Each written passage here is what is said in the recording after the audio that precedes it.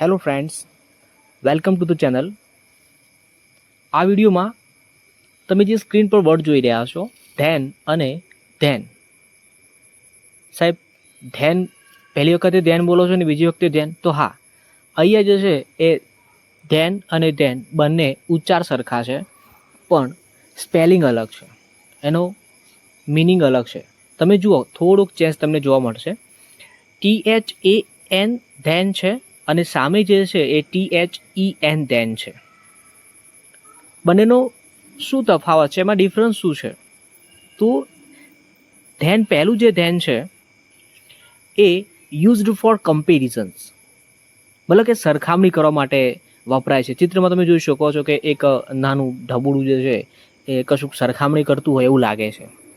અને એની સામે THEN then જે છે એનું પહેલું જે છે એ મુદ્દો સમજો કે used to show time, sequence or result, મતલબ કે સમય દર્શાવવા માટે ધેન, ત્યારે, અથવા કોઈ રીઝન દર્શાવવું છે કે જ્યારે હું આમ થયો ત્યારે આમ થયું, આવું જ્યારે કહેવું હોય, જ્યારે હું પડી ગયો ત્યારે મને વાગ્યું, જ્યારે આવું કહેવું છે તો આપણે ત્યાં ધ્યાન વાપરીશું.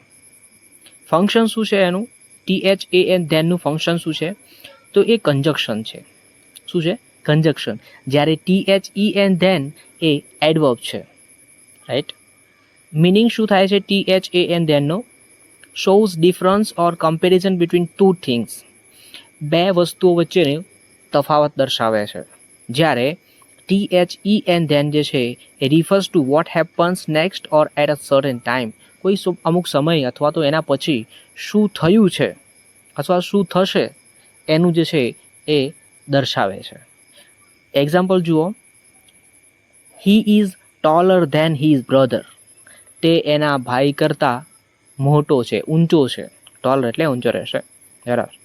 ત્યાં સામે એક્ઝામ્પલ કેવું છે? ફર્સ્ટ વી એટ, પહેલાં અમે ખાધું, then we went to the park, અને પછી અમે પાર્કમાં ગયા, બરાબર.